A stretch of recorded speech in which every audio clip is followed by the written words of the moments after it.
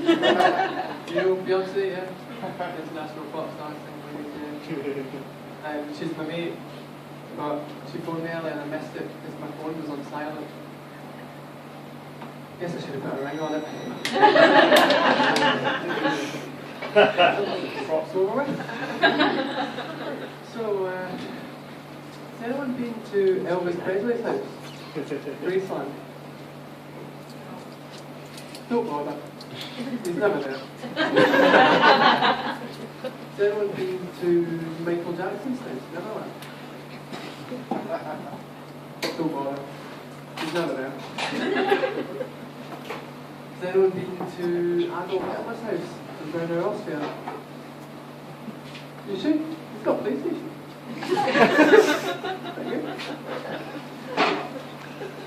So, any Islamic State fans in tonight? No? I'm a bit terrified of Islamic State actually, because apparently they're now waging cyber war, which is scary, because normally they wage actual war, but on the other side of the world, so it doesn't really affect me, but cyber war could affect me. And it's really terrifying to think that just at the click of a mouse from the other side of the world, these evil people might be able to hack into and gain full control of your internet history. I don't know why I looked at you for that one. Are you Tony's dad? Yeah, I'm no, it's not them too bad, it's just that I think I have a lot of really tough questions to answer if my wife knew just how many times I've streamed Single Ladies by Beyonce. And I keep telling her she's a mate and everything, but for some reason she just doesn't seem to believe me. But, I've been with my wife for 10 years now. We celebrated 10 years together last week. Woo! Yes, I know she didn't woo, but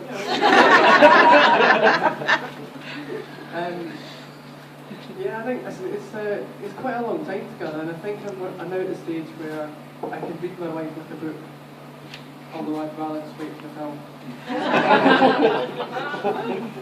I'm glad people are laughing at this, by the way, because I have to say my self-confidence has been a little bit low recently. Aww. One person gives a shit.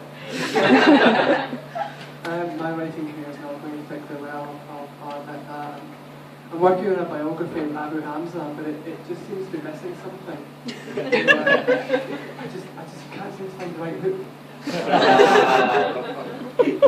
So this is the Coalition of Comedy. We should talk about the general election. Who's excited about the general election? I'm quite excited about the general election, even though I know that general elections are a bit like travelling with ScotRail at peak times. You know, there's a lot of decent folks standing, but you know, at the end of the day, it's just going to be all the selfish arseholes that have got all the seats. And this is the first election where we've got to deal with the threat of UKIP as well. What do we think of UKIP?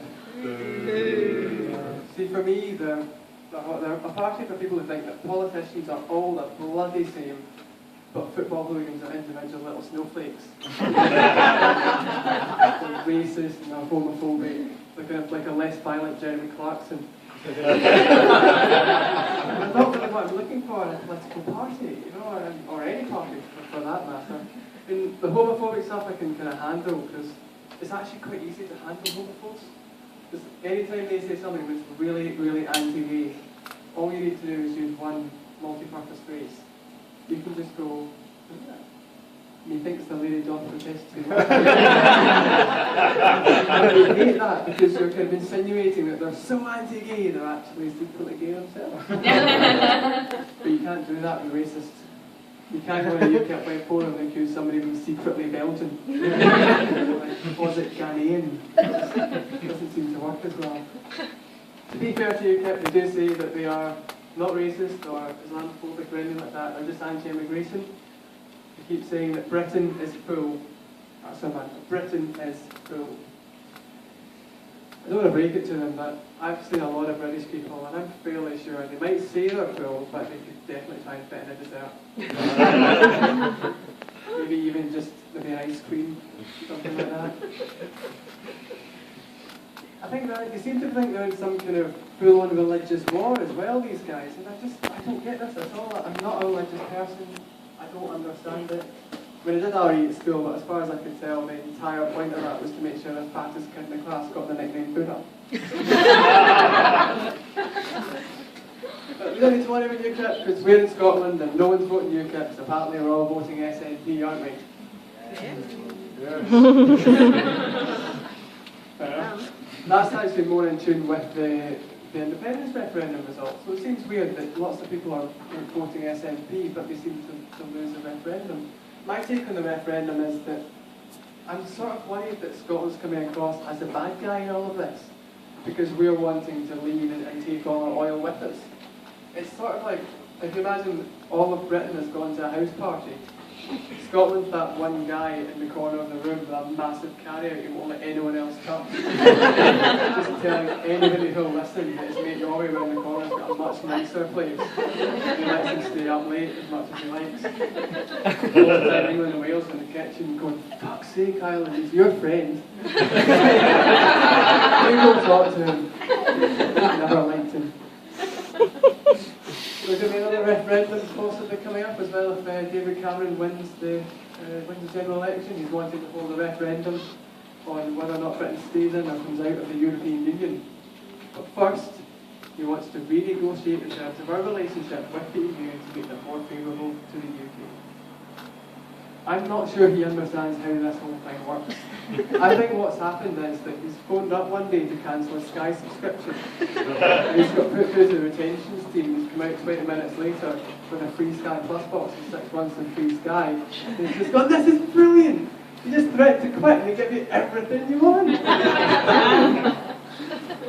Well, sorry Dave, but it didn't work for Zayn in one direction, it's not going to work in another. I'll just leave you with this, because the thing about Sky is it's all about football really. That's the main selling point of Sky. We've got this weird relationship with football where we love football, but we hate footballers. And I think the reason for that is because these Premier League dressing rooms, they're sort of like a 7-a-side team of evil dwarfs. Because you've got rapey, stabby, punchy, sleazy, fighty, cocky, and Suarez. So hopefully I've been none of those things and said, been Gordon Smith. Thanks for listening.